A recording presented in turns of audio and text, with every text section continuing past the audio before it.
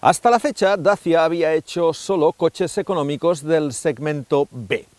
Es cierto que ha tenido algunos coches, como el desaparecido Logi o el actual Jogger, que se acercan e incluso superan los 4,5 metros de longitud, pero por su carácter modesto y por sus pocas pretensiones, era difícil encasillarlos como coches del segmento C. Con el Bigster la cosa cambia un poco, porque Dacia dice que este es un coche que atacará a los SUV del segmento C.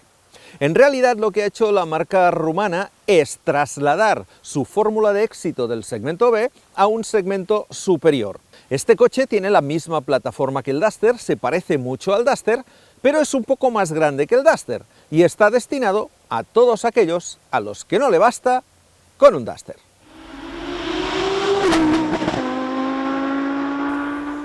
Pero es evidente que los clientes del segmento C a los que se dirige este coche son clientes un poco más exigentes, sobre todo en temas como el refinamiento, el equipamiento, el confort e incluso porque están dispuestos a pagar un poco más de dinero, a tener un coche que les proporcione un poco más de estatus. ¿Podrá el Dacia Bigster responder a todo ello manteniendo un precio claramente por debajo de la competencia? Esto es lo que vamos a intentar averiguar en esta primera prueba del Bigster, el Dacia más grande y más caro hasta la fecha.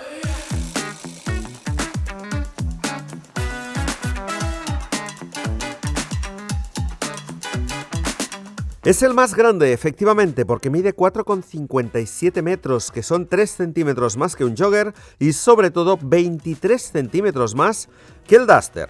Con este último coincide en anchura 1,81, prueba inequívoca que la plataforma es la misma, y la altura es de 1,71 metros, 5 centímetros más que su hermano pequeño, al que supera también en distancia entre ejes, ya que estamos hablando en este caso de 2,70 metros. El frontal es Duster. De hecho, parece un rediseño del Duster, porque cambia todo aquello que podría cambiar en un rediseño. Capó, el mismo. Faros, con la Y acostada esta de la marca, los mismos. Parrilla, la misma, pero cambiando el tramado. El logotipo y estos adornos son exactamente iguales. ¿Qué cambia entonces? Toda la parte inferior. Toda esta pieza, todo el parachoques es diferente, tiene otro diseño. Y además ha permitido reposicionar las luces antiniebla, que las encontramos aquí arriba, pequeñitas, cuando en el Duster van aquí abajo y son un poco más grandes.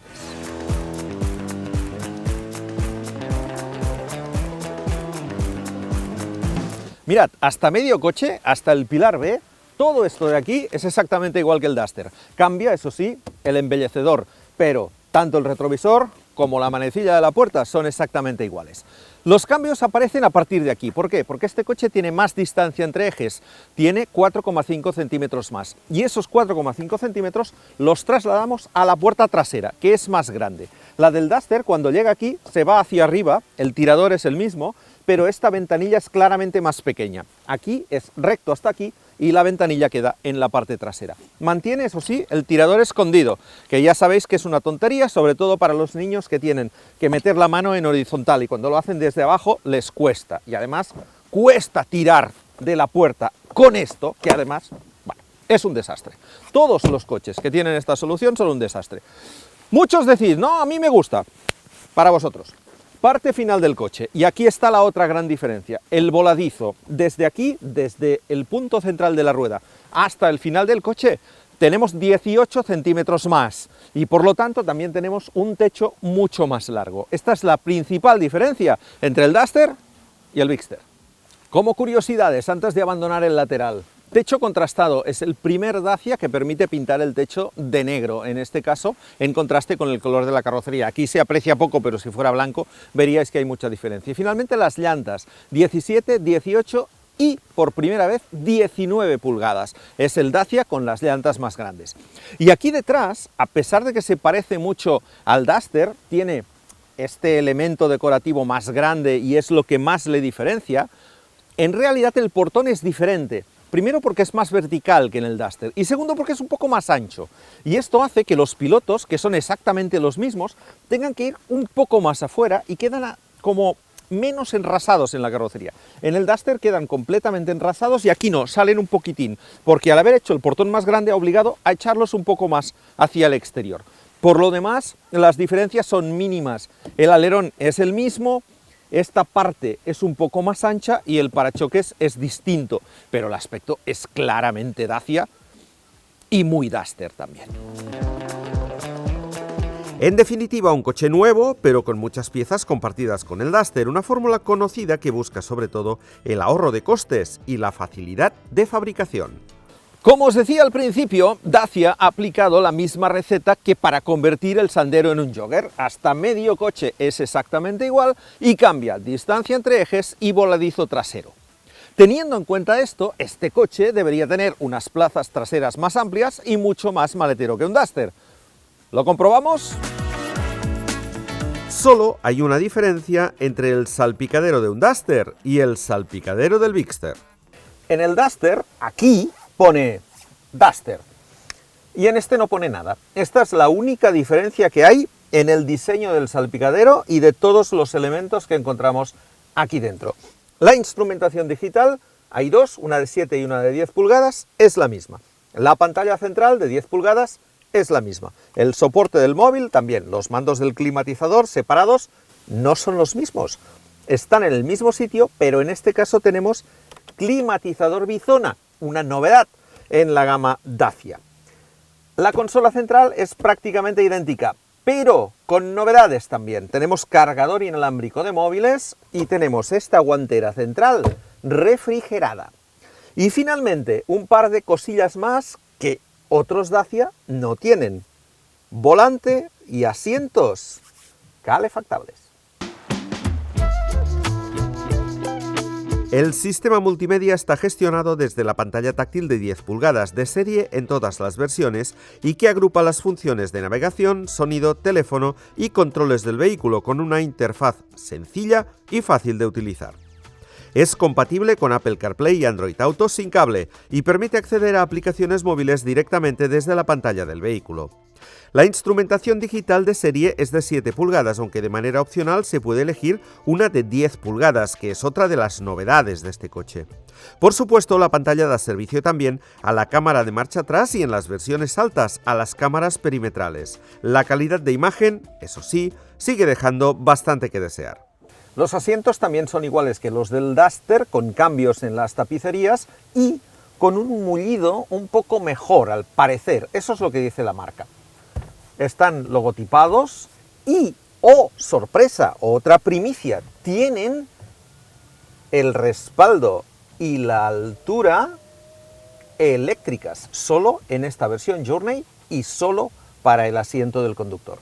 Y otra de las novedades es este techo panorámico de cristal. Este es el primer Dacia que tiene el techo de estas características. También solo en las versiones más equipadas, Extreme y Journey. Por lo que respecta a las calidades, todo sigue siendo plástico duro, exactamente igual que en el Duster, aunque el ajuste es impecable. La distancia entre ejes más larga tiene como resultado un espacio interior mayor en las plazas traseras. Se nota que aquí detrás hay más espacio. De entrada hay más espacio para entrar, porque la puerta es más grande. En altura no le doy, y una vez dentro lo que sí se nota es esta distancia. 5 centímetros más de distancia entre ejes, obviamente 5 centímetros más de distancia para las piernas, porque la banqueta es muy parecida a la del Duster. No es igual. ¿Por qué no es igual? Pues mirad, porque entre otras primicias, este es el primer Dacia que tiene un apoyacodos. Este coche tiene la banqueta partida en 3 partes, 40, 20, 40, y por lo tanto, si no utilizamos las 3 plazas, podemos tirar de este accesorio, que tiene incluso, además de los consabidos posavasos, este huequecito aquí para disfrutar del móvil en vertical. Eso sí, en horizontal no podemos colocarlo, solo en vertical, para TikTok.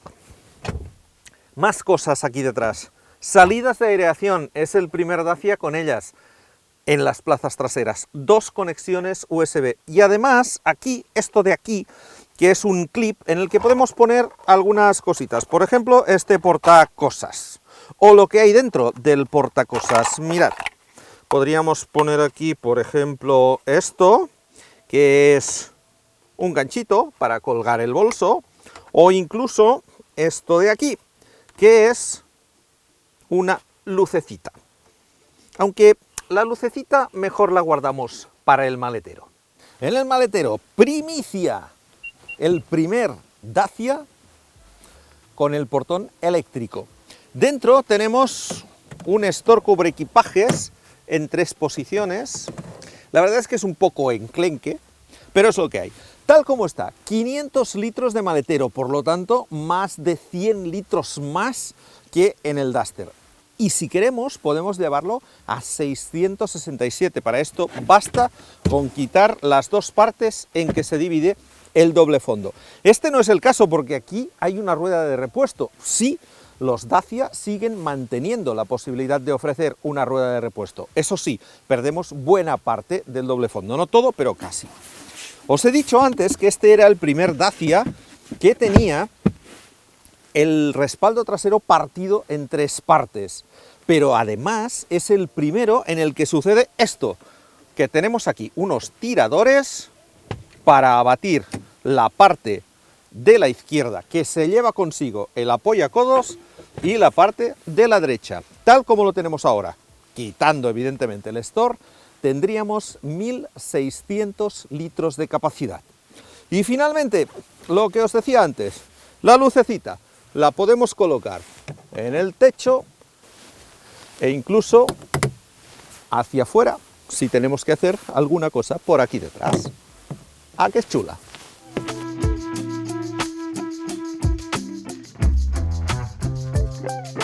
Hemos visto que el Bigster es el pionero dentro de la marca Dacia en disponer de numerosos elementos, sobre todo de equipamiento. Pero también encontramos una novedad importante debajo del capó. Para dejar muy clara la importancia que Dacia tiene ya dentro del grupo Renault, este coche, el Bigster, estrena una mecánica inédita en el resto de marcas del grupo, algo impensable hace unos años, cuando evidentemente eran los modelos de Renault los que estrenaban los motores. Este híbrido es una evolución del que ya conocemos que se monta en el Clio, en el Captur, en el Arcana, en el Symbioth y en los Dacia Jogger y Duster, pero en lugar de 143 caballos, ahora tiene 155 y el motor de gasolina no es el mismo.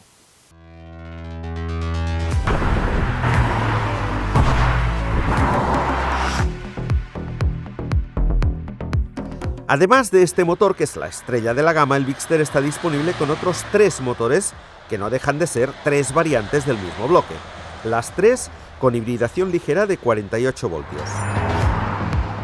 Se trata del motor de 3 cilindros y 1,2 litros que rinde 130 caballos en la versión de tracción a las 4 ruedas, 140 en la de gasolina y la misma potencia en la que puede funcionar con gasolina y GLP, que Dacia ofrece al mismo precio que la de gasolina sola.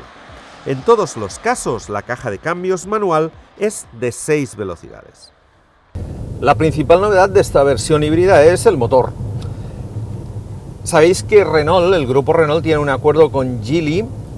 Han creado una empresa mixta entre ambas que se llama Horse. Y esta es la que ahora construye los motores de combustión e híbridos para todo el grupo Renault. En este caso, lo que ha hecho es una evolución del motor ya existente, pero cambiando el de gasolina. Ahora, en lugar de un 1600 de 94 caballos, es un 1800 con 107. Sigue siendo un motor atmosférico, pero ha ganado tanto en cilindrada como en potencia. También cambia la batería. Es pequeñita, pasa de 1,2 kWh a 1,4 de capacidad, que es la habitual en un coche híbrido convencional.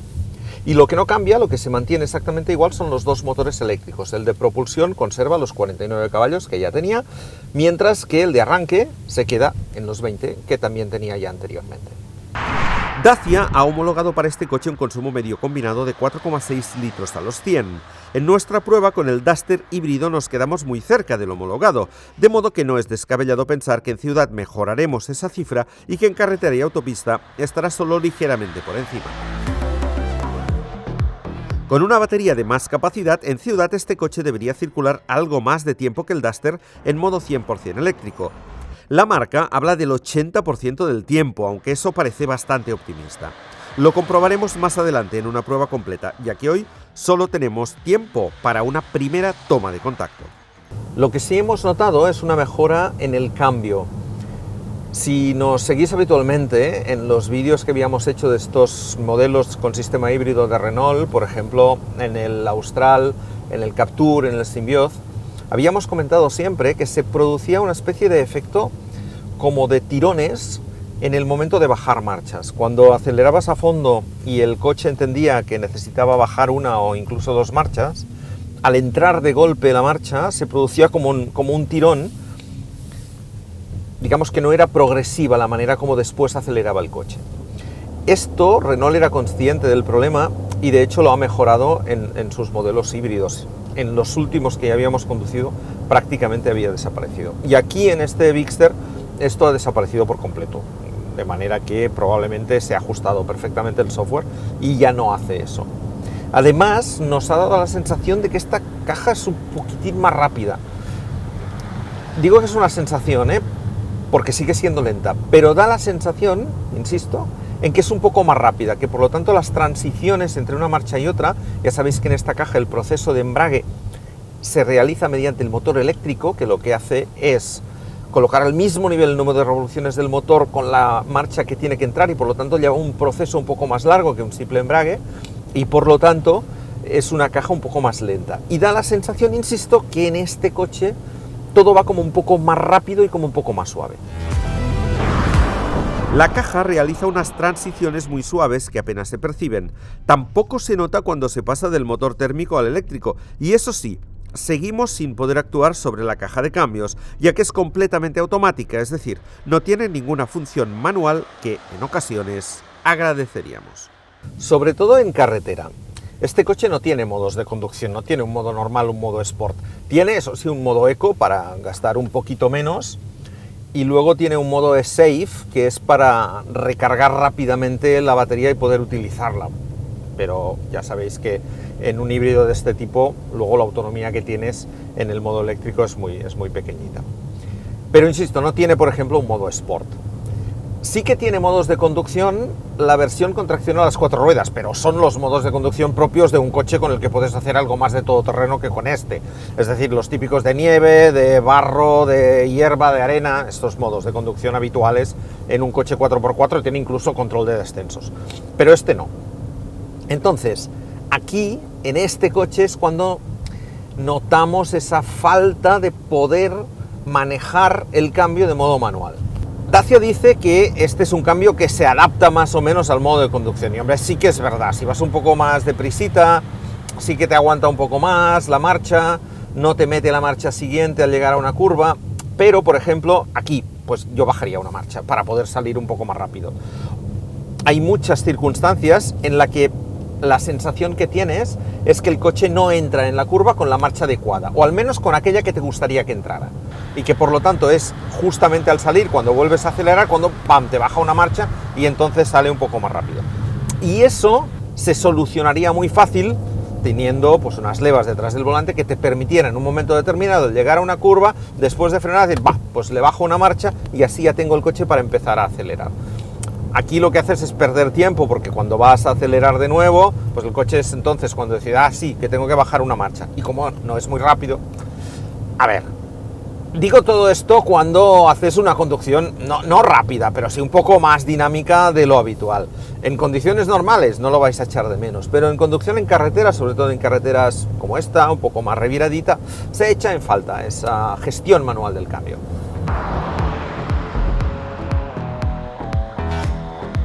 El chasis es el mismo que el del Duster, con esquema McPherson delante y barra de torsión detrás. La dirección es con asistencia eléctrica y los frenos son de disco ventilados delante y de disco detrás, a excepción del acabado básico que monta tambores en el eje trasero, pero que no está disponible con este motor híbrido.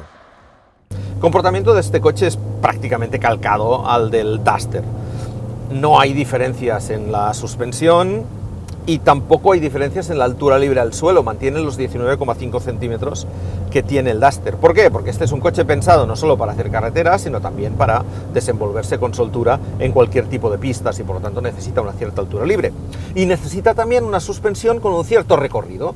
Por lo tanto, tenemos aquí una suspensión con recorrido y que además tira a blanda. ¿Por qué? Porque así copiará mucho mejor cuando estemos en terrenos un poco más accidentados que sobre el asfalto. La consecuencia de todo esto es que en asfalto es un coche que es confortable, que va francamente bien, pero que cuando encontramos pues, una curva muy cerrada o una sucesión de curvas enlazadas, pues la carrocería se mueve un poco, oscila un poco, como ocurre en el Duster. ¿Es un problema? No, no es un problema, es la consecuencia, digamos, de tener un coche hábil tanto para asfalto como para pista. Dacia ha insistido mucho en que ha hecho un coche mejor aislado que el Duster, con cristales más gruesos y más material de filtrado. Y lo cierto es que se nota, este es un coche menos ruidoso que el Duster, sobre todo en autopista. En autopista me ha parecido muy confortable, tanto de suspensión como también a nivel acústico. Hace menos ruido, es bastante evidente además que hace menos ruido de rodadura, menos ruido aerodinámico. Y eso es por el aislamiento, porque el coche es prácticamente el mismo. Incluso este es un poco más grande, tiene más volumen dentro y por lo tanto la caja de resonancia, entre comillas, es mayor y debería hacer un poquito más de ruido si mantuviera las mismas condiciones de aislamiento que tiene su hermano pequeño. Pero no es así. Y la verdad es que, bueno, no estamos, ojo, ante un coche con el mismo nivel de refinamiento que pueda tener cualquiera de los generalistas de este segmento C, es decir, esto no es un Austral, no es un 3008, no es un Tucson, no es una Ateca, no es ninguno de estos coches a nivel de refinamiento de marcha y a nivel sonoro. Pero sí que es cierto que está mejor aislado que el Duster, claramente, y que por lo tanto está más cerca de todos estos coches citados, que son obviamente mucho más caros, que no su hermano pequeño. El Bigster está disponible con 4 niveles de acabado: Essential, Expression, Extreme y Journey. Todos llevan las ayudas a la conducción obligatorias con el aviso de velocidad máxima superada fácilmente desconectable. También llevan de serie instrumentación digital, pantalla de 10 pulgadas central, barras de techo, cámara de marcha atrás con sensores de aparcamiento y llantas de aleación. Los Expression añaden el climatizador bizona, limpias automáticos, freno de mano eléctrico y el asiento trasero partido que hemos descrito antes. Por encima quedan el acabado Extreme, el más campero, con barras de techo modulares que permiten colocarse transversalmente, elementos decorativos en color cobre y el techo solar panorámico. Además, llevan navegador, equipo de sonido superior y acceso y arranque manos libres. El Journey, el más lujoso, remata la gama con un portón eléctrico, guantera refrigerada, cargador inalámbrico, llantas de 19 pulgadas y la carrocería bicolor. Los precios arrancan en los 24.590 euros de los Essential de gasolina o gasolina y GLP. Los Expression cuestan 1.000 euros más y los Extreme y los Journey, que valen lo mismo, 1.800 euros más que los Expression y 2.000 en el caso del híbrido de 155 caballos, de modo que Extreme y Journey híbridos, los más caros, valen 31.290 euros. En eso también el Bigster es pionero, en lo de ser el primer Dacia que supera los 30.000 euros. Los 4x4 cuestan 27.290 euros en acabado Expression y 2.000 más en el Extreme. Respecto del Duster, al no existir casi motores compartidos, cuesta ver la diferencia, pero en los 4x4 de 130 caballos, que sí son coincidentes, el Bigster es solo 1.200 euros más caro. En el caso del híbrido tope de gama la diferencia es de 3.500 euros, pero el Bigster tiene 10 caballos más y todo el equipamiento añadido. Dacia presume de ser una marca que hace coches honestos, coches con todo aquello que el cliente necesita, pero sin elementos superfluos que encarezcan el precio final. Con el Bigster ha hecho justamente eso, pero como sitúa el coche en el segmento C, que es un segmento más exigente, le ha dotado de todo este montón de primicias que hemos visto. El portón eléctrico, la calefacción de asientos, los asientos eléctricos, el respaldo trasero partido y además, como tope de gama, este motor híbrido con 155 caballos que se permite el lujo de estrenar. Como habéis visto, se trata en realidad de un Duster un poco más grande y un poco más, si me permitís la expresión, pretencioso, porque busca una clientela superior que venga de segmentos más arriba. Un coche con más espacio atrás, con más maletero que el Duster, con más empaque que el Duster, por un poquito de dinero más, lo que le sigue manteniendo como uno de los más baratos de su categoría, esta nueva, de los SUV del segmento C. Si el Duster se os quedaba un poco justito, o si estabais buscando un coche de este tamaño que arranque en 25.000 euros, a por él.